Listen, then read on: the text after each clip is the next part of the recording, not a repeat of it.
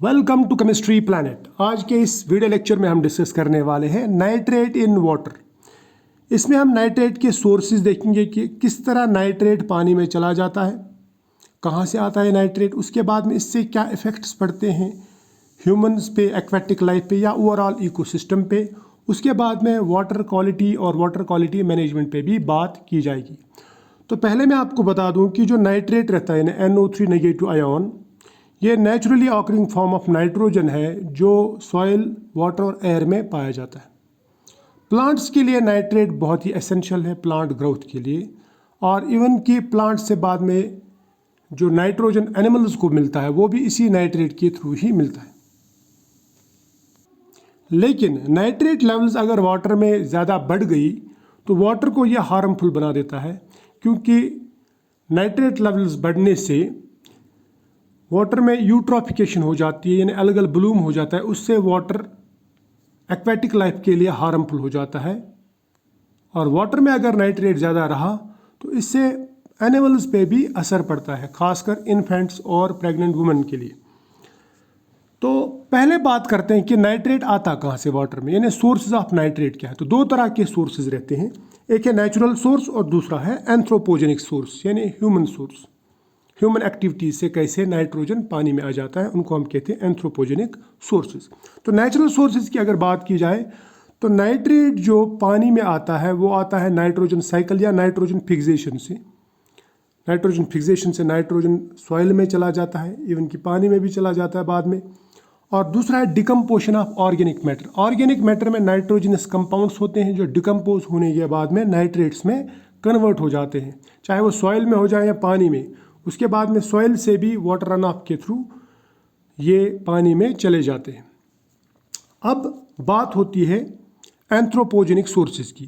तो इसमें सबसे बड़ा सोर्स जो है वो है एग्रीकल्चरल रन ऑफ। एग्रीकल्चर में हम नाइट्रेट फर्टिलाइजर्स यूज़ करते हैं, और जब बारिश होता है तो इन एग्रीकल्चरल फील्ड से पानी बह के आता है, वो अपने साथ में इन फर्टिलाइजर्स को भी लाते हैं जिसमें नाइट्रेट प्रेजेंट रहता है, और ये वाटर बॉडीज़ में चला जाता है नाइट्रेट। इसी तरह से वेस्ट वाटर या सीवेज जो रहता है सिटीज़ में या गाँव में, उसमें भी नाइट्रेट प्रेजेंट रहता है, ये वाटर बॉडीज़ में चला जाता है। इसी तरह से atmospheric decomposition of industrial pollutants. Industries से, खासकर जहाँ पे फ्यूल्स हम यूज़ करते हैं, तो वहाँ से नाइट्रेट एटमॉस्फेयर में चला जाता है, और ये नाइट्रेट फिर डिपॉजिट होके पानी में और सॉइल में चला जाता है। इसी तरह से अर्बन रन ऑफ, यहाँ से भी नाइट्रेट बह के पानी में आ जाता है, वाटर बॉडीज़ में चला जाता है। तो these are the sources of nitrates in water.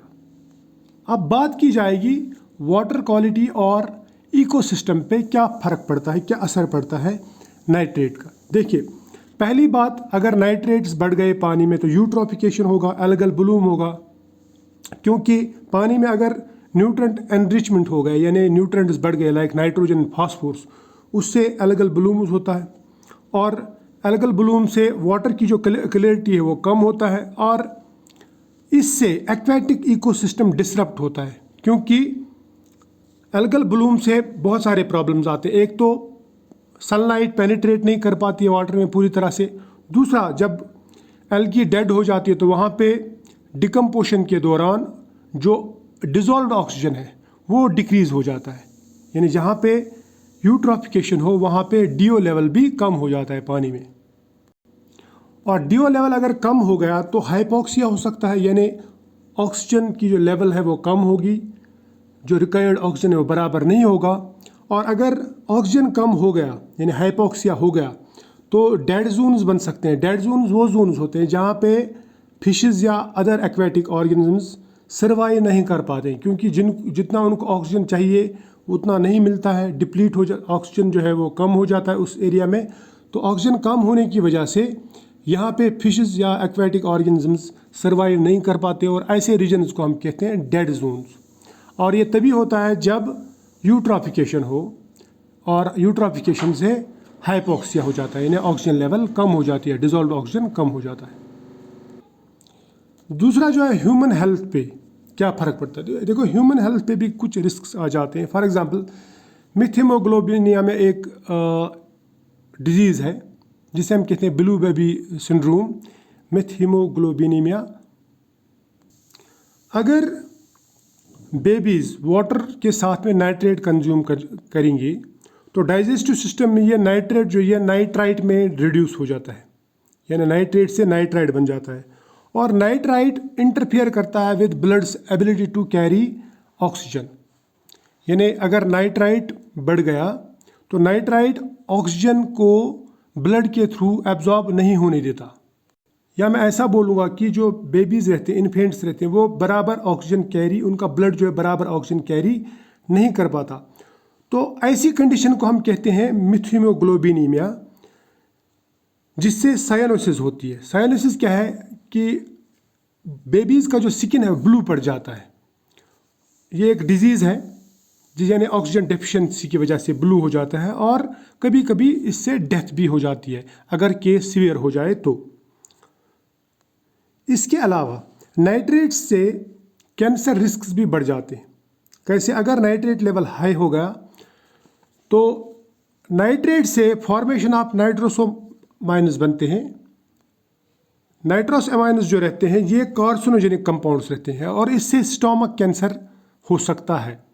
तो नाइट्रेट जो है इट्स सेल्फ टॉक्सिक तो नहीं है, लेकिन इसका जो प्रोडक्ट है यानी नाइट्रोसोमाइन्स, ये नाइट्रोसोमाइन्स कार्सिनोजेनिक यानी कैंसर कॉजिंग है, और इससे स्टोमक कैंसर हो जाता है। तो यहाँ से भी ये इसकी लेवल अगर बढ़ गई तो ये भी प्रॉब्लमेटिक है फॉर ह्यूमंस। तीसरा जो है इफेक्ट ऑन एक्वेटिक लाइफ, ये मैं ऑलरेडी बता चुका हूँ कि अगर नाइट्रेट लेवल बढ़ गया तो एल्गल ब्लूम बढ़ेगा, वाटर क्लियरिटी कम होगी, और डीओ लेवल कम हो गया। इससे क्या होता है, कुछ स्पीशीज़ ज़्यादा ग्रो करती हैं जबकि बाकी स्पीशीज़ सप्रेस हो जाती हैं। और अगर ऐसा हो गया तो इससे डिसरप्शन ऑफ स्पीशीज़ डाइवर्सिटी हो जाती है, यानी सभी स्पीशीज़ प्रॉपरली ग्रो नहीं कर पाती है, तो जो डाइवर्सिटी है वो डिसरप्ट हो जाती है यानी बिगड़ जाती है। दूसरा, अगर नाइट्रेट लेवल बढ़ गई तो यूट्रोफिकेशन बढ़ेगा, यूट्रोफिकेशन बढ़ेगा तो डीओ लेवल कम हो जाएगा, और उससे हाइपोक्सिया हो जाता है यानी ऑक्सीजन डेफिशिएंसी हो जाती है वाटर में, और इससे death of fishes and other organisms हो जाता है। तो इससे मैं बोल सकता हूँ कि इससे वाटर की जो टॉक्सिसिटी है वो बढ़ जाती है। So it can become toxic, directly नहीं लेकिन इनडायरेक्टली। तो ये थे इफेक्ट्स ऑफ नाइट्रेट। अब हम देखते हैं कि मेजरमेंट ऑफ नाइट्रेट को कैसे मेजर किया जाता है। तो इसके लिए बहुत सारे तरीके हैं। एक तरीका है स्पेक्ट्रोफोटोमेट्रिक मेथड। स्पेक्ट्रोफोटोमेट्रिक मेथड में हम कुछ रिएजेंट्स डालते हैं सैंपल में, वाटर सैंपल में, और अगर उसमें नाइट्रेट प्रेजेंट है तो वो कुछ कलर देता है, और फिर हम उस कलर को डिटरमाइन करते हैं। और ये जो मेथड है ये यूज़ किया जाता है वाटर क्वालिटी टेस्टिंग के लिए। दूसरा, आयन क्रोमेटोग्राफिक मेथड। इसमें क्या करते हैं हम, इसमें क्रोमेटोग्राफिक टेक्निक्स यूज़ करते हैं जिससे हम नाइट्रेट को सेपरेट कर सकते हैं, क्वांटिफाई कर सकते हैं यानी कितना है। और ये मेथड माना जाता है most accurate and precise measurement for nitrate. तीसरा जो तरीका है वो है इलेक्ट्रोकेमिकल सेंसर्स। ये एनवायरमेंटल मॉनिटरिंग के काम आते हैं। मान लीजिए आपको चेक करना है कि वाटर में कब नाइट्रेट बढ़ गया, कब कम हो गया, तो ये जो सेंसर्स हैं ये आपको real time measurements of nitrate levels in water bodies देते हैं। यानी आप इसको इनलाइन ऑनलाइन यूज़ कर सकते हैं। ये आपको टाइम टू टाइम, जब भी आपको जिस टाइम चाहिए उसी टाइम आपको मेजरमेंट दे सकते हैं। तो इनको हम कहते हैं इलेक्ट्रोकेमिकल सेंसर्स। तो ये भी बहुत ही इंपॉर्टेंट टेक्निक है, या मैं बोलूँगा बहुत ही इंपॉर्टेंट मेजरमेंट मेथड है जो एनवायरमेंटल मॉनिटरिंग के काम आता है। अब वाटर क्वालिटी गाइडलाइंस क्या है, यानी वाटर में नाइट्रेट लेवल्स कहाँ तक एक्सेप्टेबल है। तो इसके लिए बहुत सारी गाइडलाइंस हैं। तो 3 गाइडलाइंस जो बहुत ही अहम है वो है WHO गाइडलाइन नंबर 1। WHO यानी वर्ल्ड हेल्थ ऑर्गेनाइजेशन कहती है कि maximum acceptable concentration of nitrate जो है इन ड्रिंकिंग वाटर वो 50 mg पर लीटर होना चाहिए, उससे ज़्यादा नहीं। जबकि US EPA environmental protection agency कहती है कि सिर्फ 10 mg पर लीटर तक एक्सेप्टेबल है।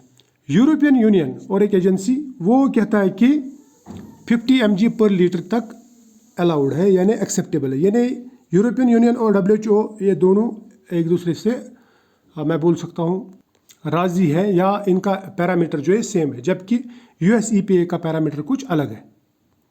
अब नाइट्रेट की जो नाइट्रेट पोल्यूशन है या नाइट्रेट लेवल्स, इसको वाटर में कैसे कम किया जाए, नाइट्रेट्स को कैसे कम किया जा सकता है, रिड्यूस कैसे किया जा सकता है, उसके लिए कुछ स्टेप्स उठाने पड़ेंगे, जैसे एग्रीकल्चरल बेस्ट प्रैक्टिसेस, जिनमें एक तरीका आता है कि नाइट्रेट फर्टिलाइजर्स को कम किया जाए। दूसरा, उनमें इरिगेशन कंट्रोल किया जाए ताकि इरिगेशन के थ्रू इरिगेशन का जो पानी है वो अपने साथ नाइट्रेट्स को बहा के वाटर बॉडीज़ में ना ले जाए।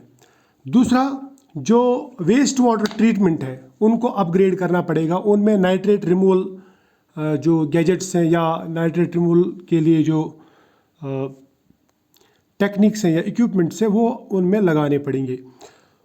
तीसरा है स्टॉर्म वाटर मैनेजमेंट, यानी जो सपोज़ अर्बन एरिया से पानी बह के आ जाता है तो हमें कुछ ऐसा करना पड़ेगा कि पानी वहाँ से ज़्यादा ना आ जाए। जैसे हम कंक्रीट ज़्यादा इस्तेमाल करते हैं, तो अगर हम सपोज़ पाथ बनाते हैं, पाथ को कम्प्लीटली कंक्रीट ना बनाए बल्कि स्टेप्स में बनाया जाए, बीच बीच में ज़मीन को खाली छोड़ दिया जाए ताकि वाटर का एब्जॉर्प्शन ज़मीन में ठीक ठाक हो जाए और वो पानी वाटर बॉडीज़ में ना चला जाए अर्बन एरियाज़ का।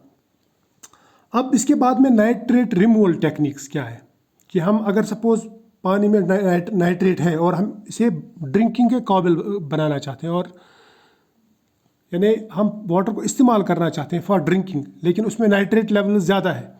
अब इसको नाइट्रेट फ्री या नाइट्रेट कैसे कम किया जा सकता है, तो उसके लिए टेक्निक्स हैं। एक टेक्निक है आयन एक्सचेंज टेक्निक, तो ये सिंपल सी टेक्निक है, इससे पहले वाले लेक्चर्स में भी समझा चुका हूँ मैं ऑलरेडी। दूसरा है रिवर्स ऑस्मोसिस, जो वाटर प्यूरीफायर्स में ज़्यादातर इस्तेमाल किया जाता है।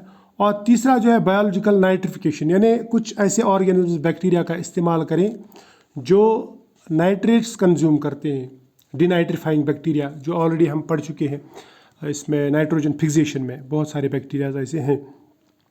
इसी तरह से और एक टेक्निक है इलेक्ट्रोडायलिसिस, तो इलेक्ट्रोडायलिसिस से भी हम नाइट्रेट्स को पानी से बाहर कर सकते हैं। तो ये था एक छोटा सा लेक्चर नाइट्रेट के बारे में, लेकिन एग्ज़ाम के लिए इतना काफ़ी है, इससे आपको फुल मार्क्स मिल सकते हैं। तो मिलते हैं नेक्स्ट वीडियो में, तब तक के लिए बाय।